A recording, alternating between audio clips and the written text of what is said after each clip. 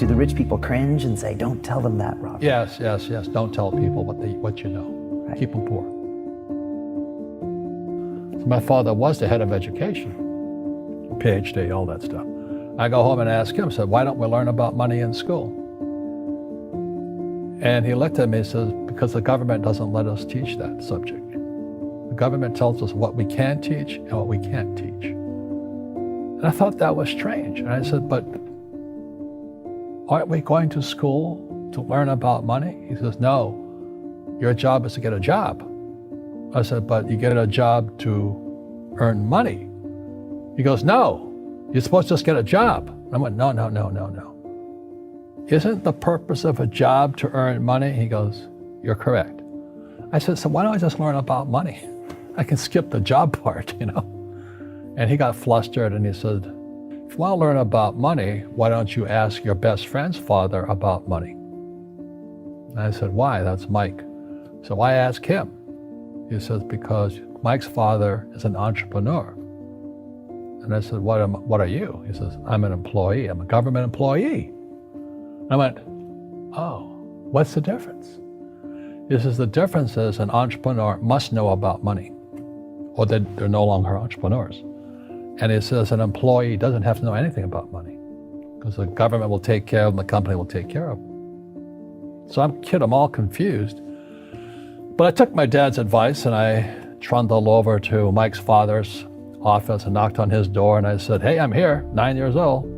Teach me about money. He says, beat it, kid, you know. But that's where the story of Rich Dad, Poor Dad started. And finally, through persistence, my rich dad started teaching me about money on one condition. And that condition was he would never pay me. He says, the moment I pay you, you think like an employee. He says, that's the trap. Entrepreneurs work for free.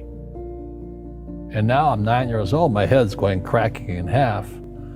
He says, you never want a paycheck. You understand that, kid? I said, okay, I got it. And he says, well, how do I make money? He says, that's what entrepreneurs figure out. It's like, so how do I learn about money?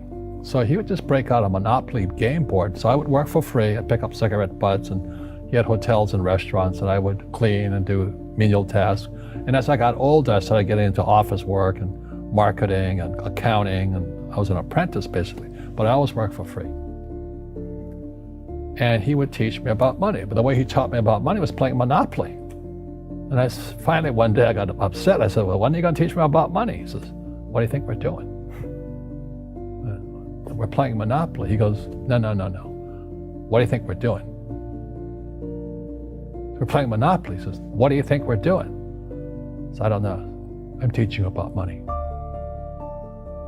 And then that's when, you have one greenhouse. He says, there's many formulas for great success in money. There's thousands of them, but one of the best ones is found on the game of Monopoly. It still is today. 4 greenhouses, 1 red hotel. I said, what? He says, one of the greatest ways to acquire great wealth is playing Monopoly in real life. 4 greenhouses, 1 red hotel. Well, is that all there is? He goes, that's it. And he says, what do you think I'm doing? And I went, I don't know. So then he took me out and he showed me his greenhouses. And 10 years later, when I was 19, I was now in school in New York, and I come back to Hawaii, and Rich Dad had bought the biggest piece of land smack dab in the middle of Waikiki Beach. And when you go to Waikiki Beach today, you'll see the Hyatt Regency Hotel. That was his hotel. Just like the game of Monopoly. Just like the game of Monopoly. Acquired assets and they became bigger assets. He just kept what's called an assemblage, because that property wasn't that big at the time. So he had to buy out all the small guys. Because Waikiki was a little dirtwater little town. So he'd buy out this shop owner and buy that shop owner.